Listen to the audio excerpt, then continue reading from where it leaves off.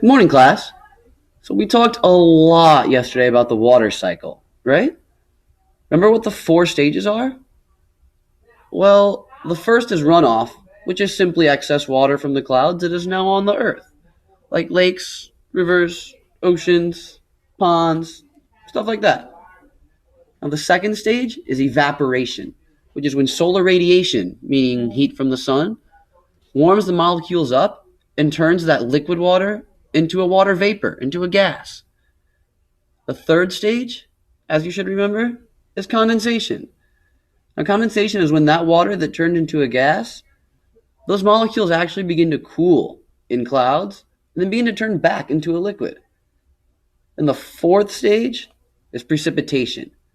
Now, this is the falling of water in any form from the clouds. This means rain, snow, hail, sleet, any form from the clouds.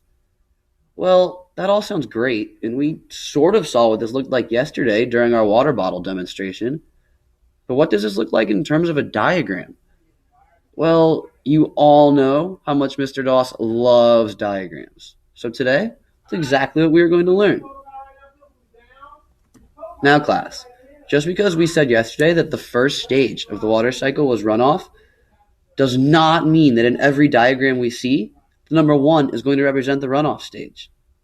In the diagram to the right, for example, on your guided notes, number 1 definitely does not represent runoff. You must always remember that this is a cycle, meaning a circle. There is no real beginning and no real end. Water cycle diagram will generally look pretty circular because, after all, it is a cycle.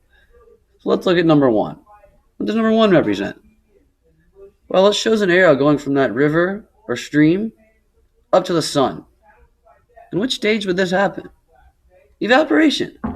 Remember that evaporation is when the molecules are heated and that liquid water turns into water vapor. It escapes into the atmosphere, sometimes forming clouds. That is exactly what number 1 right here is depicting. Now, number 2 might be a little trickier.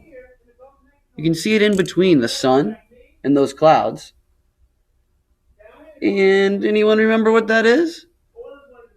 When that water vapor is cooled in the atmosphere and begins to collect in another form in the clouds, it's condensation. Remember that as it cools, as those molecules cool, they move farther away from the Earth. And as they're moving farther away from the Earth, they slow down. And this vapor, this gas, turns back into a liquid. During the condensation stage, this is exactly what happens. On number 3 should be a little bit more obvious. Number 3 shows those 3 clouds with arrows pointing down and a ton of rain coming out of them. We should all remember what this stage is called, right? Precipitation. Precipitation is when the cloud runs out of room, basically, to hold the water that used to be a gas that condensed inside.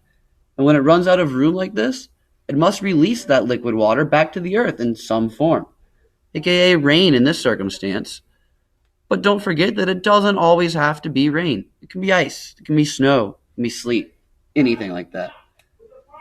Now the last stage here is number 4. Let's think about it. What's the only stage about which we haven't spoken so far? Runoff. 4 just shows the water that is in that river, that stream, which is definitely runoff.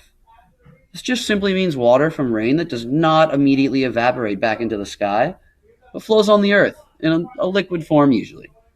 It is extremely important to remember that the water cycle is a cycle, class. There's no real beginning and there's no real end, unlike a life cycle, for example. Just because number 1 may represent the evaporation stage in this particular diagram does not mean that the number 1 will always represent that particular stage in other diagrams, as we'll see in class later today.